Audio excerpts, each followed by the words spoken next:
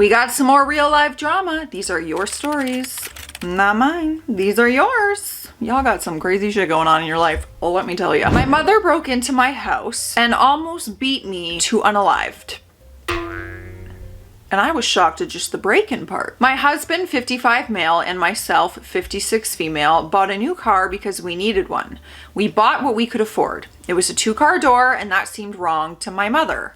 She ranted it was irresponsible because we have 2 kids, one who is challenged. We told her it's what we could afford and it had to be enough. Well, she lost her mind, turned towards my husband, and hit him in the face. He pushed her back and left the house so as to not get into trouble himself. She then turns towards me and smashes me right in the face. My 2 kids are young at the time and were watching. She kept hitting me. I felt like she kicked me. I tried to get up and she grabbed me and smashed my head into the window of the oven, which broke. This is all over the fact that you bought a 2-door car. The horror. I did get up and I tried to pull away. She continued to smash my head against the door frame. As I saw my kids crying and yelling, I fought back. I kicked her off of me and she fell over. I then grabbed her by the ankles and dragged her out of my house. Locked the door and she stood there screaming and the neighbors called the police. Before they got there, she left. I grabbed my kids and got into my car and left. I ended up in the hospital that night where they told me 1 hit to my temple could have me. I had a friend come to the hospital to get my kids and to hide them. The next day, the police showed up at my house and wanted to know what happened. She was pressing charges against me. So I pressed charges too. Well, long story short, LOL, in 3 days, we packed our house, kids, and left, never to see her again. I had my charges dropped, but she was found guilty. My kids had therapy and we have recovered. I have never, and I will never, look or talk to her again. We are happier than we ever have been in our lives. Love your channel. You're amazing. That's so sweet, but you're amazing because I don't know how someone gets through that and heals from that. That amount of trauma, physical, mental, let alone that it's coming from your own mother. I can't even like process that. That's like a fist fight that you see on the Jerry Springer show. This took place back in 1988. I was single, and you can call me Edward, but my best friend, we'll call him James, was married to Emmy. They had been married 4 years at the time, if I recall correctly. James and I did a lot of hunting together, sometimes with a couple of the guys, and this was one of those times. We were on a 5-day hunting/camping excursion. It was deer season. Emmy was totally on board with these trips. On day 4, 2 of the guys got their deer, and on the morning of the last day, James shot him? Like the deer? I think so. I got mine very late in the afternoon, so we knew we would be running late. The 2 other guys left the last morning. James and I had planned to leave around late afternoon, assuming I didn't get a deer. The last day, it was a 4-hour drive back to town. Because mine so late in the day, we got in around 11 p.m. Pulling up to James and Emmy's house, it was dark, as was expected. James said I could crash on the living room sofa as it was late and I had a pretty long drive to get back to my place. I agreed and we hauled our deer out and hung them up in the garage. Listen, we ain't gonna debate that whole hunting thing. We're not gonna fight it out in the comments. But just know that I could never. The thought of like, I can't even think about it. Yet I eat meat, so I get it. Hypocritical! Oh, fun fact, someone, I think it was my stepdad at the time when I was a kid, gave me a little piece of like deer meat to eat. Not for me. This entire time, the house was quiet and dark. Again, as expected in the late hour. We got our packs out of his truck and I grabbed my sleeping bag too. We were parked beside the garage and so entered the house through the laundry room door. As I followed James into the house, I heard, "What the from James. The light flipped on in the kitchen, and as my eyes adjusted, I saw James standing in the middle of the kitchen, staring at the living room. There was nothing in the living room. What? No sofa, no coffee table, no television, nothing. There was nothing in the kitchen either. No table, no appliances on the counters, nothing. Again, I heard James say, "What the F? Eddie, what in the hell is going on?" Then he yelled for Emmy. No answer. He ran to the bedroom and I heard him say, "Eddie, you gotta see this. I don't understand, man. You gotta see this." I thought something horrible had happened and I also ran into the bedroom. There was nothing. No bed, no nightstands. The master bath was equally empty. The closets were empty with the exception of his clothes. Just his clothes. His shoes and boots were there. All of her clothing was gone. Shoes, bag, everything. We went room to room in the entire house. It was cleaned out. In the master bath, only his razor, toothbrush, and a comb were left. We went to the kitchen and the phone was still on the wall. Remember, there were no cell phones at the time. James called her parents. We will call them Jean and Trisha. After a few rings, they answered. James told them what was going on and asked them if they had seen or heard from their daughter. They were shocked and couldn't understand what was happening. They had heard nothing from Emmy since the day we left on our hunting trip. She hadn't said anything to them about leaving or gave any indication that there was a problem. Jean and Trisha were amazing to James. They loved him and they said that they were going to drive down as soon as they could get it together and they would find out what was happening. I told James that he should call the cops and Jean and Trisha agreed. When he hung up the phone, he immediately called and made a report. A deputy showed up about an hour later and we took him around the house. James explained what we did after the hunting trip, when we got in that night, and as much as he could recall about what he and Emmy had talked about the day we left. The deputy took some photos and said the department would be in touch. Then James called his folks. Call them Albert and Suzanne. They had also treated me like their son and they were great people. They were also in shock. They lived across the country, so they told James it would be a couple of days before they could arrange to get out to his place. Skip to 3 or 4 days later. I decided to stay and give James any support and help that I could.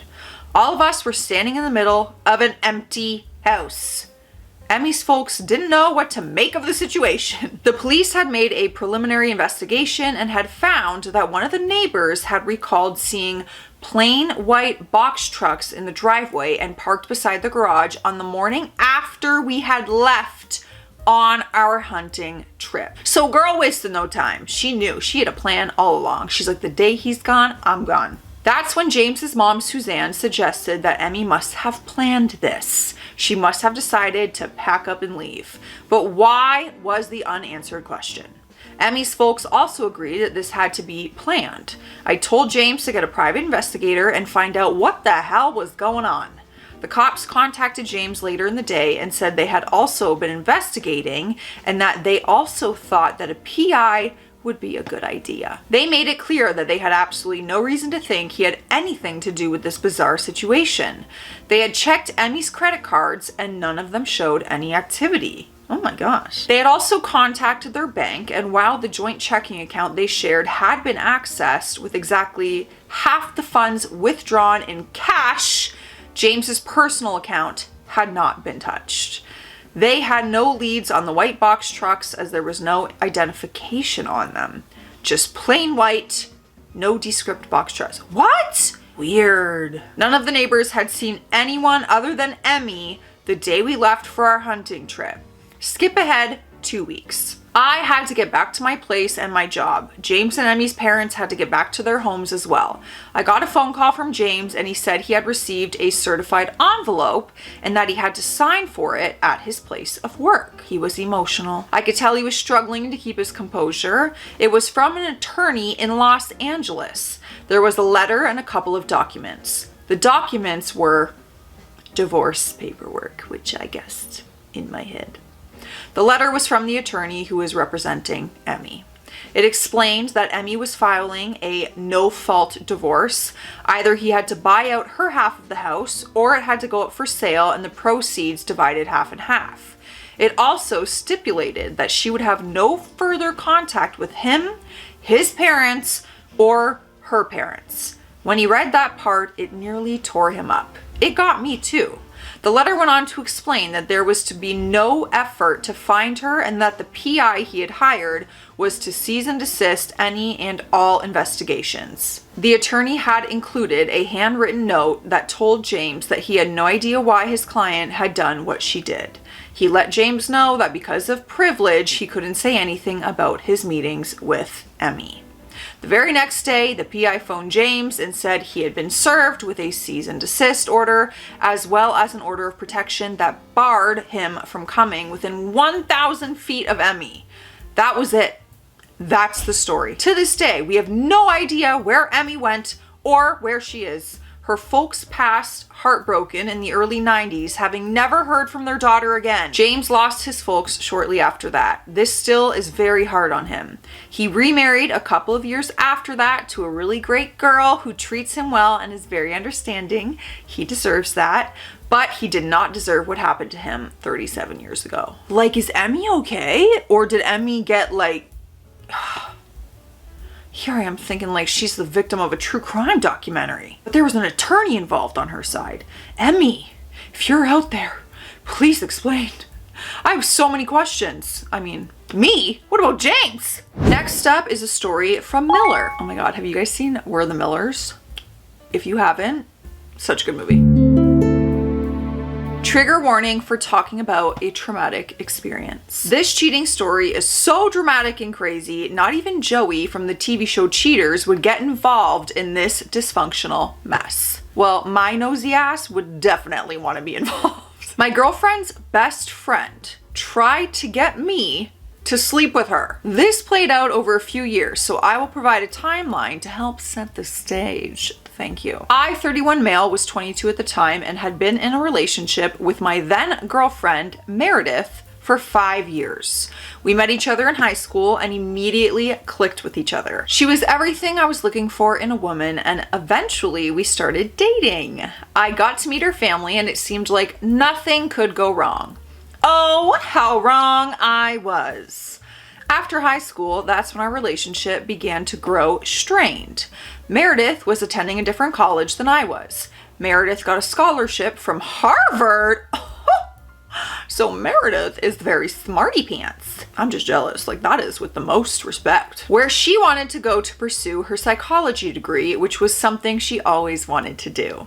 She was always very smart and graduated as a valedictorian in our class, so she definitely earned her way in. What, like it's hard? You go, girl. I, on the other hand, was the complete opposite, and I attended a local community college, which was much more affordable. You still went to college, and it's still such a flex. As hard as it was, we agreed to make this work. Being away from her was very difficult. We basically were in a long distance relationship where we'd only get to see each other once or twice a month. Eventually, the stress and time management got too much to handle that Meredith suggested we take a break.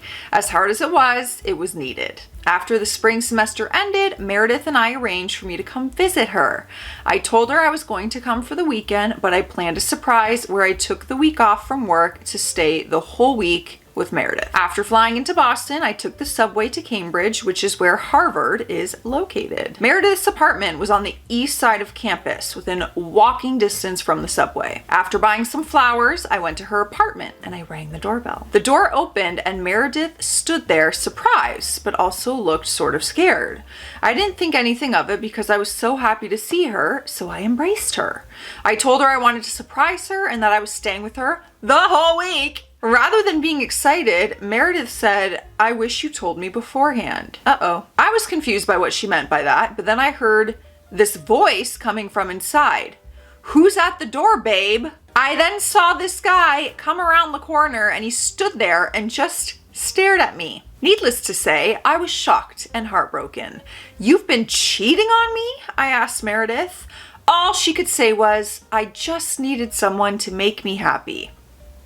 Those words hurt my heart even more. Okay, well, I guess they don't teach loyalty at Harvard. And if they do, she failed that class. I started tearing up and my anger just burst. I threw the flowers at her and shouted, I came all this way for you, and this is how you repay me? I told her it was over and told her to never contact me again. She tried chasing me down the street, but I just knew she was trying to do the whole usual cheaters gaslighting tactic, so I just kept my mouth shut and I left. I called Meredith's best friend, Kelly, and informed her about what happened. She was shocked and asked if she could help with anything. I just told her I was going to fly back home, and she offered to pick me up at the airport and that she would take me home, so I accepted.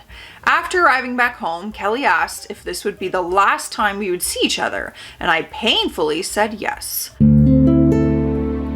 Meredith's family was always very supportive and accepting, and it broke my heart knowing I had to let them go, but I couldn't stay with someone who cheated on me. Honestly, breakups are hard enough, but breaking up with like their family and friends after all those years is so painful. Like sometimes I miss like my ex's mom more than I miss the ex, you know? Then Kelly said something that completely took me by surprise.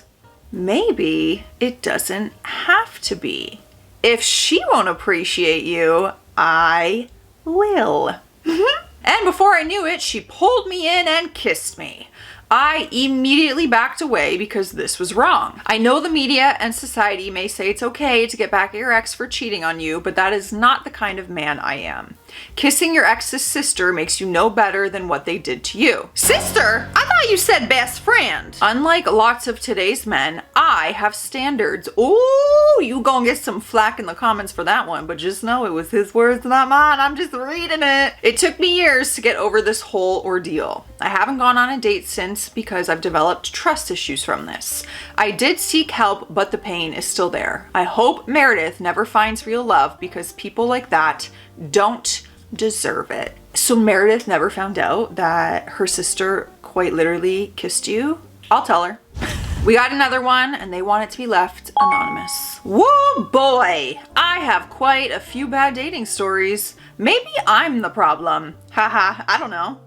Love the energy. Let's just say I'm in my 30s and still very much single. We'll let you know if you're the problem. We'll read. I've only ever had one long-term relationship, and that lasted about a year.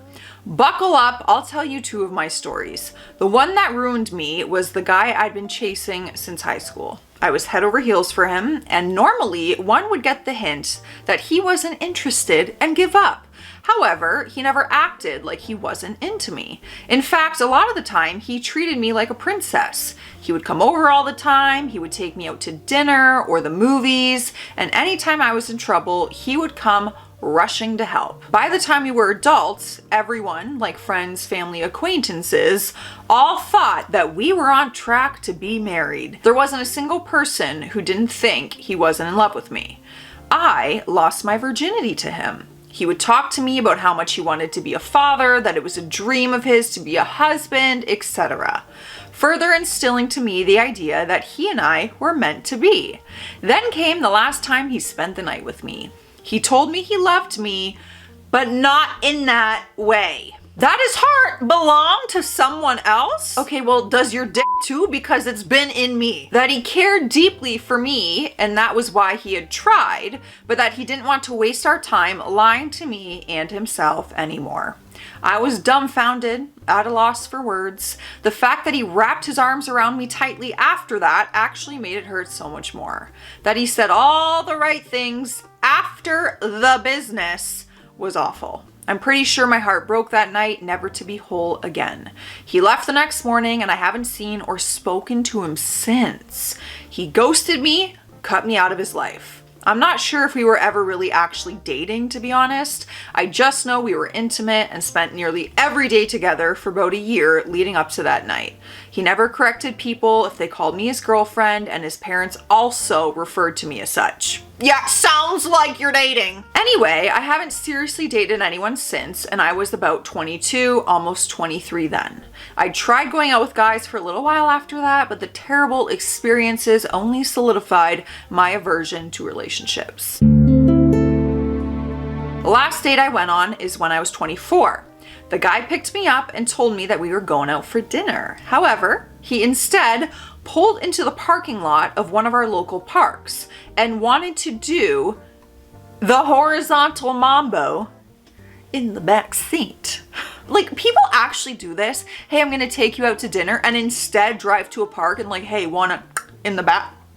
I wouldn't have wasted my time getting ready. I wasn't having it. He threatened not to take me home if I didn't do as he wanted. Oh, great. I promptly reminded him that he'd picked me up from my parents' house, that they know what he looked like, his name, and what he was driving. That his car would be easy to find given that he was new to the area and still had out-of-state plates and was a unique matte blue-gray color. I also knew he was staying with his sister and was very familiar with the road that they lived on. My father wouldn't appreciate it if something untoward happened to his daughter. Reminding him that my father was a contractor with lots of tools and connections in town seemed to convince him. He took me home as quickly as he could. When he texted me to say we should go out again a few days later and I rejected him, he insulted me, saying that I had problems and needed to stop playing the victim all the time. He told me I should get mental help, blah, blah, blah. I just said, careful, crazy chicks like knives, with a winky face. That was the last message I ever sent him. Now, here I am, nearly a decade later, still no closer to a happy ending or some great love. If you know any dashing gentlemen who wouldn't mind an odd duck, which is into video games and foreign music, send them my way. Oh wait, I made this anonymous. Drat. That might have been some of my favorite writing. I really felt like I was reading a diary entry. Given off those two stories, no, I don't think you're the problem. I just think you haven't found the right one. Also, he needs to be reported. Perfect time. We're hopping on hydration station. And despite the lemons, there's actually cucumber in there. Cheers. Drink some water. My brother's soon-to-be ex-wife, we'll call her Sil, sister-in-law, has had a secret bank account that my brother, let's call him bro, just found out about.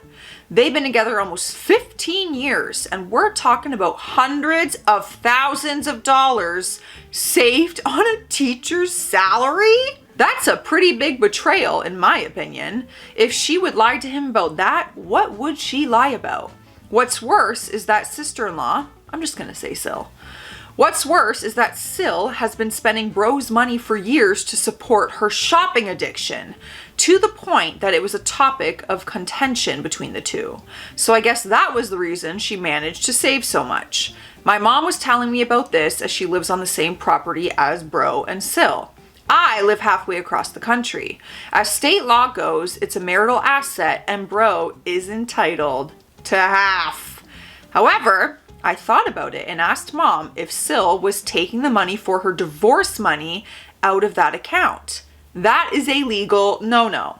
My mom said no, but they weren't sure where she was getting the money to pay for the lawyer. I was like, of course she did, but we were on a voice call, so I asked why she thought Sil wasn't using that money for the lawyer. My mom said she wouldn't do that. I said, really? She would have a hidden bank account and spend bro's money for just under 15 years, and you're gonna trust that she wouldn't take that money to pay for a divorce lawyer? My Sil has hated that I exist since high school, and I have no idea why. I never did anything to her. I knew her as a friend of a friend. Then she married bro. But about 2.5 years ago, when I saw her disrespecting my mom and called her out and told her what's up, she never responded to me and tried to play mind games with bro. Their relationship had been rocky since before the birth of their 8-year-old, but my sister-in-law wasn't a good person and apparently ended the marriage. On top of that, she wanted bro and herself to live as roommates, which we learned interpreted into she gets to do whatever she wants while bro still pays the bills and acts like her husband. The thing is, my brother isn't the game playing type. He said fine. So he told her how much she owed monthly for bills, moved her out of the bedroom, took down their wedding pictures, and even installed a door so she could access the closet without stepping foot in the bedroom, which I think was a nice gesture. If she wants to live as roommates, well then, okay.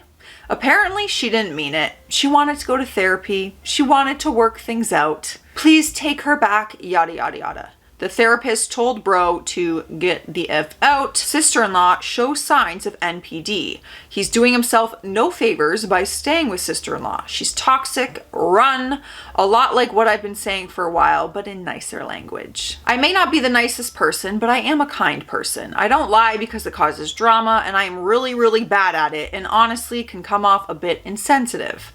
I'm pretty sure I never insulted sister-in-law until I meant to. I am almost positive. Sister-in-law is a piece of work. I know she talks about me a lot, and I don't care at all. However, I was blamed for Syl's body dysmorphia recently, probably by Syl herself. My mom delivered that piece of news, which is a freaking wild thing to blame someone who has never said or done anything towards her that involves her body. I'm pretty sure she used me as an excuse to take Ozempic. I wish I were joking. I found out about the hidden account today. I'm not an emotional person, but today I am pissed. I can't wait until bro's divorce is finalized. This is the first time in years bro seems hopeful. He's been going to the gym, getting a glow up, good for him. I don't speak to Syl. I don't think of her majority of the time. Man, I just want to know if he gets half of that. I'm not wishing this divorce like upon them, but in the divorce, since it's happening, is he getting half of the money she saved up all this year? Because he could have had a savings account had she not been spending it. I'll be damned. Let me know your thoughts on these. I'll see you in the comment section. Stay classy out there. Stay sassy. See you tomorrow.